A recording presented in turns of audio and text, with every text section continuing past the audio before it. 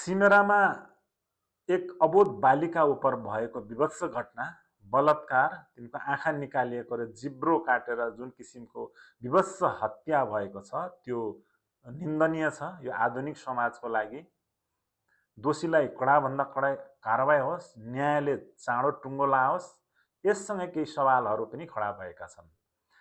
मूलत यो नियत सोचसँग जोडिएको कुरा पनि छ, सामाजिक संरचनासँग जोडिएको कुरा छ।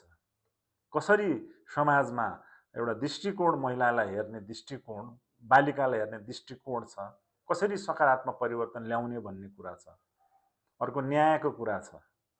अहिले व्यापक बहसमा उठेको कुरा, न्यायालयमा कुनै पनि न्यायहरू चाँडोभन्दा चाँडो हुनुपर्दछ र यस्तालाई मृत्युदण्ड किन नगर्ने भन्ने सवाल उठेका छन्।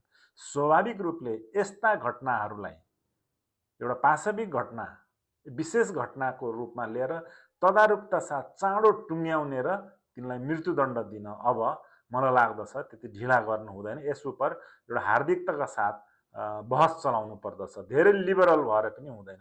यो प्र्याक्टिस इन्डियामा पनि रहेको छ। त्यस्ता अपराधीलाई राज्यले पालेर के गर्छ, समाजले हेरेर के गर्ने। त्यसकारण यसको एउटा लङ टर्म सोलुसन, ताकि यसले चाहिँ फर्दर यस्ता घटना हुन नदिन पनि यसले पाठ दिनेछ।